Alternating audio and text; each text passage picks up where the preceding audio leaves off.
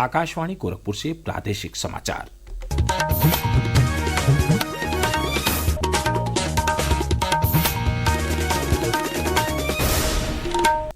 नमस्कार, समाचार बुलेटिन के साथ मैं वेद प्रकाश पाठक। गोरखपुर में संविधान गौरव अभियान कार्यक्रम में शामिल हुए मुख्यमंत्री योगी आदित्यनाथ। कहा, संविधान किसी भी संप्रभु संपन्न राष्ट्र के नागरिकों का होता है स्वाभिमान। मुख्यमंत्री ने गोरखपुर के शहीद अशफाक उल्ला खां प्राणोद्यान में हाथी रेस्क्यू सेंटर और तितली उद्यान का भी किया लोकार्पण। कहा, प्रकृति के साथ तालमेल बिठाकर ही बनाए रख सकते हैं संतुलन। देश की अर्थव्यवस्था को भी मजबूती दे रहा है महाकुंभ। भारतीय अर्थव्यवस्था को 2 लाख करोड़ रुपए मिलने का है अनुमान। और वक्फ संशोधन विधेयक को लेकर बनी संयुक्त संसदीय समिति की आज लखनऊ में होगी बैठक। अब समाचार विस्तार से। मुख्यमंत्री योगी आदित्यनाथ कल दोपहर गोरखपुर पहुंचे। इस दौरान मुख्यमंत्री भाजपा अनुसूचित मोर्चा द्वारा आयोजित संविधान गौरव अभियान कार्यक्रम में शामिल हुए। इस मौके पर मुख्यमंत्री योगी आदित्यनाथ ने कहा कि संविधान किसी भी संप्रभु संपन्न राष्ट्र के नागरिकों का स्वाभिमान होता है।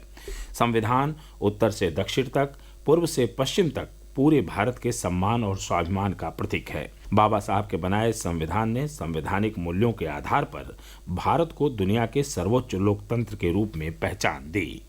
भारत से पहले इंग्लैंड में और अमेरिका में लोकतंत्र आ गया था, लेकिन वहां वंचितों को अधिकार, वहां पर दलितों को अधिकार, वहां पर महिलाओं को अधिकार भारत से बाद में मिला है, क्योंकि वहां पे बाबा साहब भीमराव अम्बेडकर जैसा महामानव नहीं था। उन्होंने भारत से सीखा है। भारत ने पहले दिन से, और अब तो प्रधानमंत्री मोदी जी ने व्यवस्था सुनिश्चित कर दी है, 2029 के बाद 1/3 सीटों पर सांसद और विधायक बनकर के महिलाएं जाएंगी।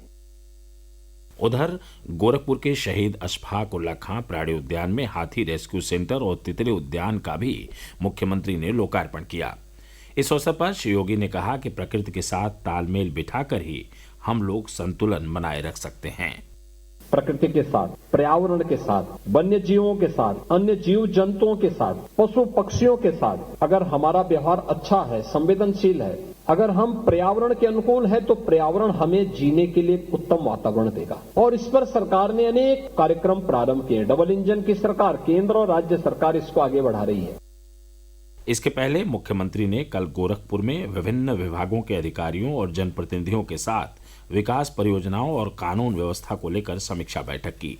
मुख्यमंत्री ने कहा कि जिलाधिकारी या वरिष्ठ अधिकारी हर 15 दिन पर विकास परियोजनाओं की समीक्षा करें, साथ ही परियोजनाओं की प्रगति को लेकर जनप्रतिनिधियों के साथ बैठक की जाए। आस्था, अध्यात्म और संस्कृत के अद्भुत समागम प्रयागराज महाकुंभ में देश और दुनिया से भारी संख्या में श्रद्धालु पहुंच रहे हैं। कल शाम तक 50 लाख से अधिक श्रद्धालुओं और कल्पवासियों ने संगम में आस्था की डुबकी लगाई।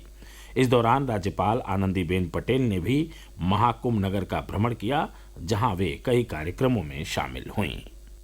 राज्यपाल ने सेक्टर 9 में विद्या भारती के पूर्वी यूपी क्षेत्र कैंप द्वारा आयोजित महिला सम्मेलन में भाग लिया। इस अवसर पर राज्यपाल ने महाकुंभ को भारतीय परंपराओं और आध्यात्मिकता का जीवंत संगम बताते हुए कहा कि केवल एक धार्मिक आयोजन नहीं, बल्कि भारतीय जीवन मूल्यों और संस्कृति का प्रतिबिंब है। इसके बाद राज्यपाल ने रज्जू भैया विश्वविद्यालय द्वारा आयोजित संवाद कार्यक्रम में शिरकत की। प्रवीण मिश्र, आकाशवाणी समाचार, प्रयागराज। हिमाचल प्रदेश के राज्यपाल शिव प्रताप शुक्ला कल प्रयागराज महाकुंभ में वैश्विक आतंकवाद और उसके समाधान विषय पर आयोजित कार्यक्रम में शामिल हुए। श्री शुक्ला ने कहा कि सर्वे भवन्तु सुखिनः के मंत्र को आत्मसात कर भारत ने हमेशा शांति का संदेश दिया है, सबके सुख, सबके निरोग की कल्पना की है। आज का भारत तेजी से इस दिशा में बढ़ रहा है। उधर केंद्रीय ऊर्जा, आवास और शहरी मामलों के मंत्री मनोहर लाल खट्टर ने कल प्रयागराज स्थित पावन संगम में आस्था की डुबकी लगाई। इसके बाद केंद्रीय मंत्री अयोध्या पहुंचे, जहां उन्होंने श्री राम लला के दर्शन किए। पत्रकारों से बातचीत करते हुए उन्होंने कहा कि प्रयागराज के महाकुंभ में विविधता में एकता के दर्शन होते हैं। प्रयागराज एक आस्था का ऐसा विषय बना है कि सारे देश और दुनिया के लोग आते हैं और एक आपस में समाज का जो एकता, एक समरसता, इसका जो प्रतीक बना है, विविधता में एकता के दर्शन होते हैं, वो भी अकल्पनीय है और उससे भी देश को बहुत बड़ा बल मिला है। प्रादेशिक समाचार आप आकाशवाणी गोरखपुर से सुन रहे हैं। यह समाचार बुलेटिन हमारे YouTube channel AIR news Gorakhpur और एक्स हैंडल AIR न्यूज़_GKP पर भी उपलब्ध है। महाकुंभ 2025 से जुड़ा हर अपडेट अब आपको मिलेगा कुंभवाणी पर। कुंभवाणी, जी हाँ, महाकुंभ को समर्पित आकाशवाणी का विशेष चैनल। सुनिए हर दिन 3 कुंभ बुलेटिन, सुबह 8:40, दोपहर 2:30 और शाम 8:30 पर प्रयागराज में FM 103.5 मेगाहर्ट्ज पर। इसके अलावा कुंभवाणी उपलब्ध है हमारे न्यूज ऑन AIR ऐप पर और OTT प्लेटफॉर्म वेव्स पर।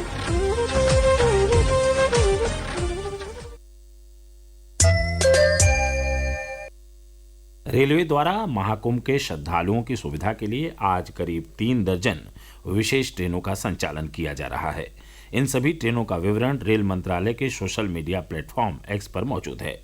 पूर्वोत्तर रेलवे के मुख्य जनसंपर्क अधिकारी पंकज कुमार सिंह ने बताया कि 10 महाकुंभ मेला विशेष रेलगाड़ियां आज पूर्वोत्तर रेलवे के विभिन्न स्टेशनों से होकर गुजर रही हैं। महाकुंभ 2025 भारतीय अर्थव्यवस्था को भी मजबूती प्रदान कर रहा है। इसके जरिए प्रदेश के साथ साथ देश की अर्थव्यवस्था की भी तस्वीर बदलेगी। एक रिपोर्ट। सरकार ने इस महाकुंभ में 45 करोड़ से अधिक श्रद्धालुओं के आने का अनुमान जताया है, जिसमें करीब 15 लाख विदेशी पर्यटकों के शामिल होने की संभावना है। वहीं इसकी तुलना में 2019 में आयोजित कुंभ मेले में 25 करोड़ लोग शामिल हुए थे। प्रयागराज में इस महीने की 13 तारीख से शुरू हुआ महाकुंभ अगले महीने की 26 तारीख तक चलेगा। एकता और समानता के इस बृहद कार्यक्रम में विभिन्न संस्कृतियों और परंपराओं के लोग एक साथ आ रहे हैं। महाकुंभ 2025 के जरिए भारतीय अर्थव्यवस्था में 2 लाख करोड़ रुपए के योगदान की उम्मीद है। उत्तर प्रदेश की GDP में भी 1% से अधिक की वृद्धि होने की संभावना है। आनंद कुमार, आकाशवाणी समाचार, प्रयागराज। वक्फ संशोधन विधेयक को लेकर बनी संयुक्त संसदीय समिति JPC की एक अहम बैठक आज लखनऊ में होगी। इस बैठक में शिया सेंट्रल वक्फ बोर्ड के सदस्यों के साथ उत्तर प्रदेश अल्पसंख्यक विभाग के पदाधिकारी भी भाग लेंगे। इसके बाद समिति के अध्यक्ष जगदम्बिका पाल और अन्य सदस्य मुतवल्ली एसोसिएशन और वक्फ से जुड़े कुछ और लोगों के साथ भी चर्चा करेंगे। प्रदेश का स्थापना दिवस 24 जनवरी को मनाया जाएगा। इस मौके पर लखनऊ के अवध शिल्पग्राम में विशेष कार्यक्रम का आयोजन होगा। इस संबंध में लखनऊ के मंडलायुक्त डॉक्टर रोशन जैकब ने अधिकारियों को आयोजन स्थल पर साफ सफाई की व्यवस्थाओं को दुरुस्त करने के निर्देश दिए हैं। साथ ही परिवहन विभाग से कार्यक्रम स्थल पर आने जाने के लिए 8 रूट से अतिरिक्त बसों का संचालन करने के लिए कहा गया है। प्रदेश की मिल्कीपुर विधानसभा सीट पर 5 फरवरी को होने वाले उपचुनाव में भाजपा सपा समेत कुल 10 उम्मीदवारों के बीच सीधा मुकाबला होगा। कल नाम वापसी के आखिरी दिन उपचुनाव के लिए किसी भी प्रत्याशी द्वारा नाम वापस नहीं लिया गया। प्रदेश के पूर्वी इलाकों में कोहरा और पछुआ हवाओं के चलने से तापमान में गिरावट दर्ज की गई है। अचानक ठंड बढ़ने की वजह से लोगों का जनजीवन अस्त व्यस्त हो गया है। मौसम विभाग के अनुसार पश्चिमी विक्षोभ के सक्रिय होने के कारण मौसम में हुए बदलाव का क्रम आज और कल भी जारी रहेगा। और अंत में इस बुलेटिन के मुख्य समाचार एक बार फिर। गोरखपुर में संविधान गौरव अभियान कार्यक्रम में शामिल हुए मुख्यमंत्री योगी आदित्यनाथ। कहा, संविधान किसी भी संप्रभु संपन्न राष्ट्र के नागरिकों का होता है स्वाभिमान। मुख्यमंत्री ने गोरखपुर के शहीद अशफाक उल्लाह खां ताड़े उद्यान में हाथी रेस्क्यू सेंटर और तितली उद्यान का भी किया लोकार्पण। कहा, प्रकृति के साथ तालमेल बिठाकर ही बनाए रख सकते हैं संतुलन। देश की अर्थव्यवस्था को भी मजबूती दे रहा है महाकुंभ। भारतीय अर्थव्यवस्था को 2 लाख करोड़ रुपए मिलने का है अनुमान। और वक्फ संशोधन विधेयक को लेकर बनी संयुक्त संसदीय समिति की आज लखनऊ में होगी बैठक। इसके साथ ही प्रादेशिक समाचारों का बुलेटिन समाप्त हुआ। नमस्कार।